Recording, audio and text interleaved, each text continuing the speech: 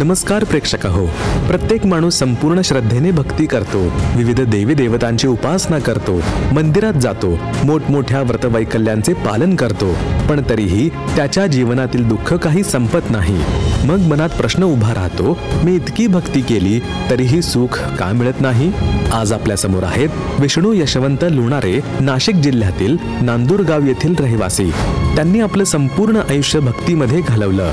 ब्रह्मा, विष्णू, महेश, गणपती, देवी, स्वामी समर्थ यांची उपासना, नवरात्रोत्सव, दिंडी यात्रा, गुरुदत्त पारायण, स्वामी चरित्र पारायण आणि अन्य धार्मिक विधी त्यांनी निष्ठेने पार पाडले. इतकेच नाही तर 1978 साली त्यांनी स्वामी समर्थ मार्गात गुरुदीक्षा घेतली होती आणि त्या मार्गावर ते भक्ती करत होते. पण तरीही त्यांच्या जीवनातील दुःख कमी झाले नाहीत, उलट अडचणी वाढत गेल्या. त्यांच्या मनात एकच प्रश्न येत राहिला, जर आपण भक्ती करत आहोत तर आयुष्यात इतकं दुःख का आहे? याच प्रश्नाने त्यांना खऱ्या ज्ञानाच्या शोधाकडे वळवलं. 2010 साली निवृत्तीनंतर त्यांच्या ऑफिसमधील एका अधिकाऱ्याने त्यांना ज्ञानगंगा नावाचं पुस्तक दिलं. या पुस्तकाने त्यांच्या विचारसरणीत मोठा बदल घडवला आणि त्यातून त्यांना संत रामपालजी महाराजांचा खरा मार्ग सापडला. त्यांनी 2012 साली हरियाणाच्या सतलोक आश्रमात जाऊन नामदीक्षा घेतली आणि त्यानंतर त्यांच्या आयुष्यात आमूलाग्र बदल घडले. त्यांच्या पत्नीच्या आत्महत्येनंतर आलेलं दुःख, दीर्घकाळ भेडसावणारे आजार, आयुष्यातील संकट या सगळ्यांपासून त्यांची मुक्तता झाली. इतकंच नाही तर त्यांनी स्वतःच्या जीवनात घडलेल्या अद्भुत अनुभवांचीही प्रचिती घेतली. अशा कुठल्या चमत्कारिक घटना त्यांच्या जीवनात घडल्या? त्यांना आधीच्या आणि सध्या करत असलेल्या भक्तीमध्ये काय फरक जाणवला? हे सर्व जाणून घेण्यासाठी ऐकूया यांची प्रेरणादायी कहाणी त्यांच्या स्वतःच्या शब्दात. नमस्कार सतसाहेब. आपलं नाव? माझं नाव विष्णू यशवंत लोणारे. आपण कुठून आलात? मी नांदूरगाव नाशिक येथून आलो. आपला व्यवसाय काय आहे? माझा व्यवसाय विद्युत मंडळामध्ये मी सर्व्हिसमध्ये होतो आणि 2010 साली तिथून सेवानिवृत्त होऊन सध्या भक्ती करतोय. संत रामपालजी महाराजांची गुरुदीक्षा आपण कधी घेतली? संत रामपालजी महाराज यांची गुरुदीक्षा मी नोव्हेंबर 2012 साली घेतली. संत रामपालजी महाराजांच्या शरणात येण्यापूर्वी आपण व आपला परिवार कोणती भक्ती साधना करत होतात? संत रामपालजी महाराज यांच्या सेवेमध्ये येण्याच्या अगोदर मी आणि माझा पूर्ण परिवार ब्रह्मा, विष्णू, महेश यांची भक्ती करत होतो. म्हणजे जसे की पंढरपूरला आईवडील जायचे, तसेच त्र्यंबकेश्वर इथे पण पायी जाणे, दिंडीमध्ये सामील होणे, कपालेश्वरचे म्हणजे सर्व थोडक्यातमध्ये सर्व देवी देवतांची भक्ती आम्ही करत होतो. तसेच गणपती उत्सव 9 दिवसा म्हणजे ते 10 दिवसाचा गणपती उत्सव बसवणे, नवरात्रोत्सव साजरा करणे, तसंच दीपावली वगैरे असे जे सण असतात, हे सण आणि उत्सव पूर्वापार पद्धतीत चालू आल्यानुसार ते साजरे करत होतो आणि ती भक्ती करत होतो पूर्वीचे. सर, जसं तुम्ही सांगत आहात की महाराष्ट्रामध्ये जी काही प्रचलित भक्ती साधना आहे ती भक्तिविधी आपण करत होतात, परंतु त्या व्यतिरिक्त आपण अन्य कोणी साधू संतांकडनं नामदीक्षा किंवा गुरुउपदेश घेतला होता का? मी 1978 साली आपले दिंडोरी प्रणीत मोरेदादा यांचा जो स्वामी समर्थ मार्ग होता त्यामध्ये मी त्यांच्याकडून गुरुदीक्षा घेतलेली होती. स्वामी समर्थ जप 11 माळी करणे, तसंच स्वामी चरित्र पारायण करणे, गुरुचरित्र पारायण करणे, तसंच त्यांच्यामध्ये जसं म्हणजे वर्षातून 2 वेळेस 2 उत्सव असतात. गुरुदत्त पारायण असायचं दत्त जयंतीनिमित्त, त्याच्यामध्ये सहभाग घेणं, सर्व म्हणजे त्यांचे हे करायचो भक्ती. तसंच स्वामी समर्थ जयंती म्हणून एक आणि पुण्यतिथी असे जे उत्सव असायचे त्यावेळेस त्यांच्या म्हणजे पारायणामध्ये सामील होणे, स्वामी समर्थ जप करणे, अशा प्रकारे मी देवाची भक्ती करत असायचो. परंतु इतकी भक्ती त्यावेळेस करत असतानासुद्धा संसारामध्ये जे आपल्याला जे दुःख हे कायमच येत असायचे. मग मनामध्ये प्रश्न असा यायचा की आपण इतकी मनापासून भक्ती करतो तरीसुद्धा आपल्याला काही लाभ का होत नाही? मग जगामध्ये परमेश्वर आहे किंवा नाही अशी एक मनामध्ये शंका यायची. सर, जसं तुम्ही सांगत आहात की आपण पूर्वीपासूनच भक्ती मार्गात होतात आणि आपण स्वामी समर्थ यांची सुद्धा उपासना करत होतात, त्याचप्रमाणे अन्य देवी देवतांची सुद्धा आपण उपासना करत होतात. तर संत रामपालजी महाराजांचा मार्ग आपल्याला कसा कळाला आणि आपण त्यांच्या शरणात कसे आलात? हा प्रश्न आपण फार अतिशय चांगला विचारलेला आहे.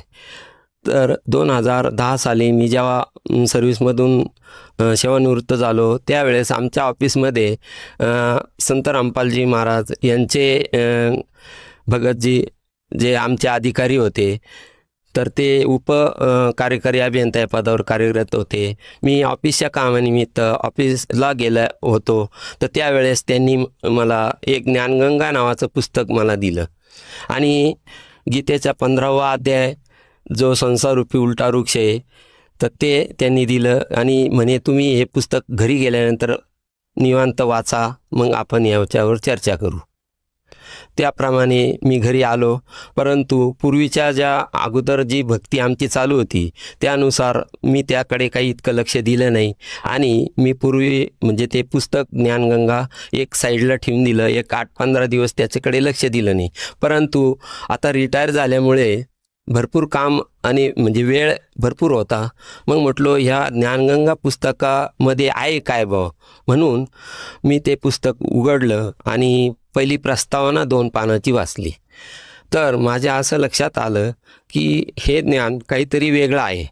मग हे काय ज्ञान आहे हे समजून घेण्याकरता मी सर्व पुस्तक जेव्हा वाचायला सुरुवात केली तर ते संपूर्ण शेवटपर्यंत पुस्तक वाचलं, का ज्यामध्ये आपल्या ज्ञानगंगा पुस्तकामध्ये सर्व 4 वेद, 6 शास्त्र, 18 पुराण सर्व माहिती त्यात म्हणजे मला वाचण्यात आली.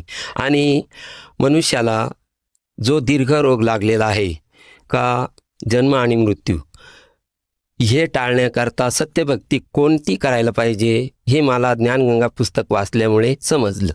आणि मग मी नामदीक्षा घेण्याकरता आमच्या गावामधून काही भगतजी जात होते. हरियाणा पंजाब मेलनी सतलोक आश्रम हरियाणामध्ये गेलो. तिथून संत रामपालजी महाराज यांच्याकडून नामदीक्षा घेतली.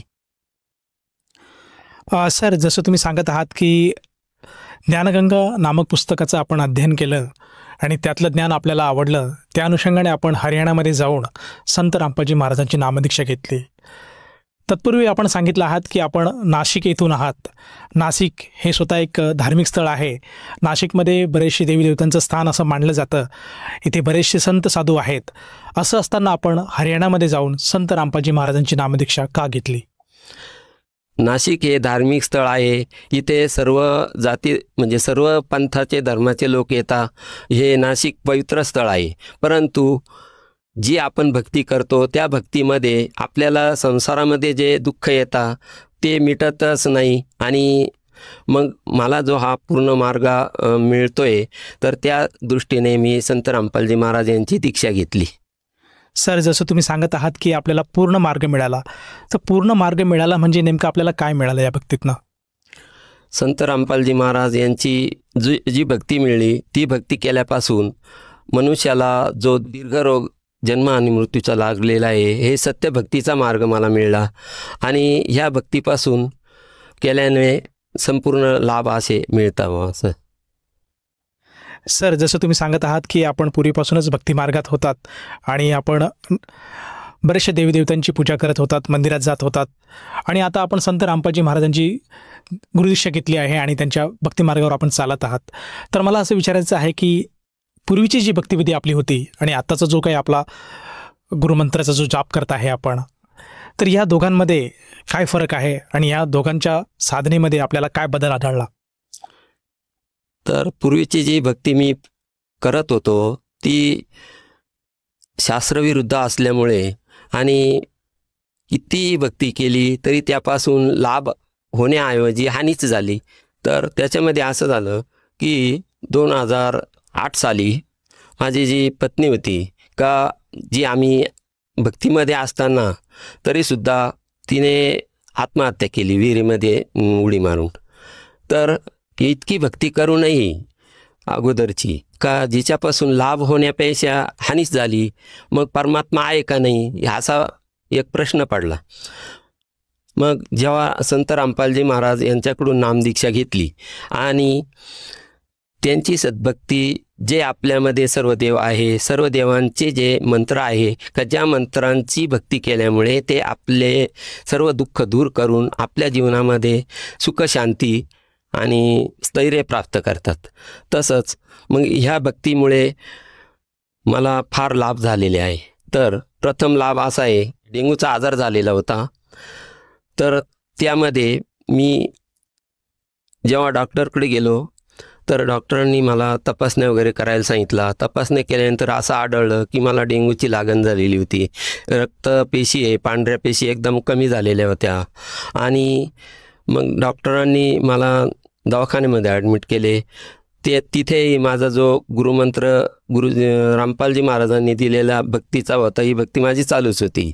तर साधारण 4-5 दिवसानंतर माझा तो आजार, संत रामपालजी महाराज यांची भक्ती केल्यामुळे माझा हा आजार बरा झाला. सर, जसं तुम्ही सांगत आहात की संत रामपालजी महाराजांची भक्ती केल्यामुळे आपला आजार बरा झाला, हे कसं काय शक्य आहे?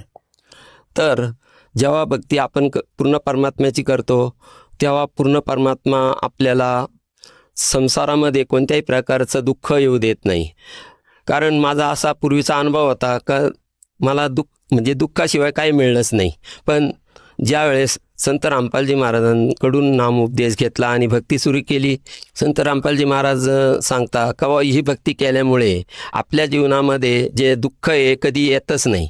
आणि जर आपल्या नशिबामध्ये मृत्यू जरी लिहिलेला असला तरीसुद्धा पूर्ण परमात्मा आपला तो मृत्यूयोग टाळू शकतो. का सत्यभक्ती आपण करत असल्यामुळे तसं काही जाणवतच नाही. कोणत्याही प्रकारचं आपल्याला म्हणजे अपघातामधून परमात्मा आपल्याला त्यापासून वाचवतं. सर, तुम्ही वारंवार असं सांगत आहात की सद्भक्ती केल्यामुळे, तर मला असं विचारायचं आहे की संत रामपालजी महाराज जी भक्ती देतात हीच सद्भक्ती कशावरनं?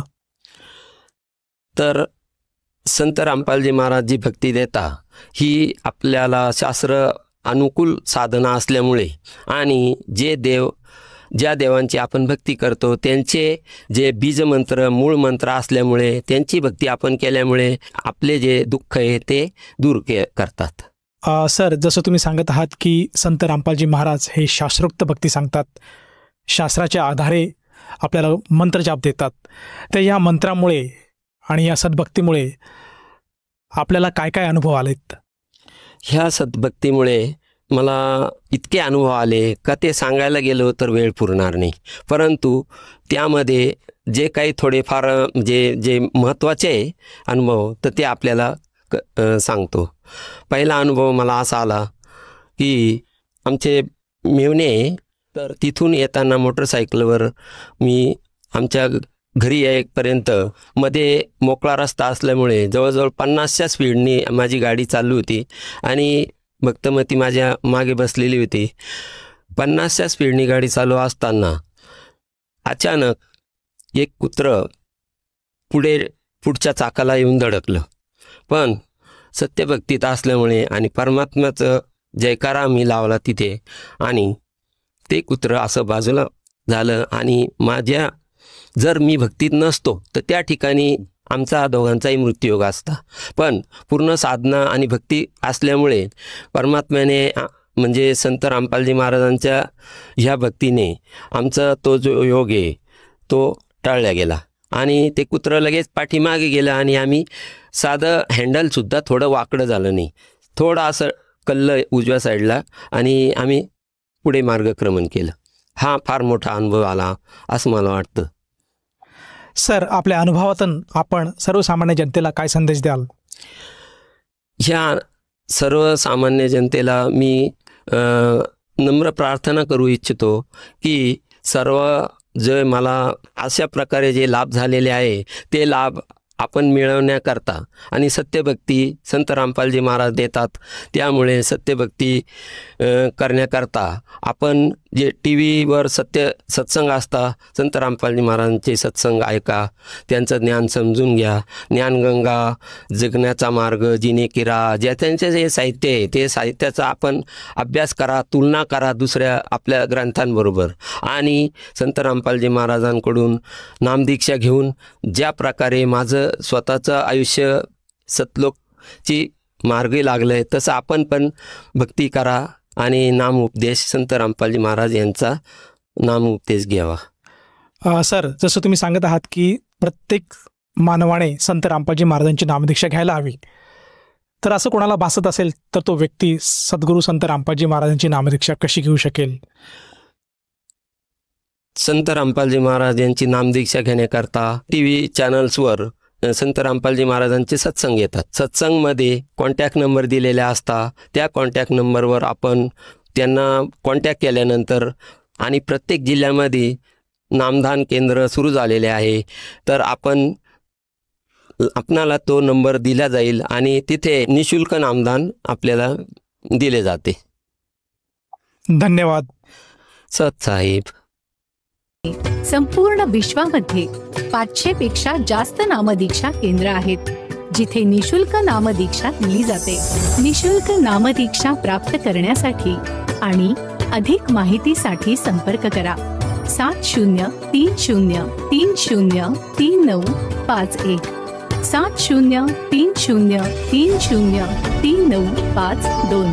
अद्वितीय आध्यात्मिक ज्ञान वाचण्यासाठी, पाहण्यासाठी आणि ऐकण्यासाठी संत रामपालजी महाराज ॲप अवश्य डाउनलोड करा किंवा आमची वेबसाईट www.jagatgururampalji.org वर व्हिजिट करा.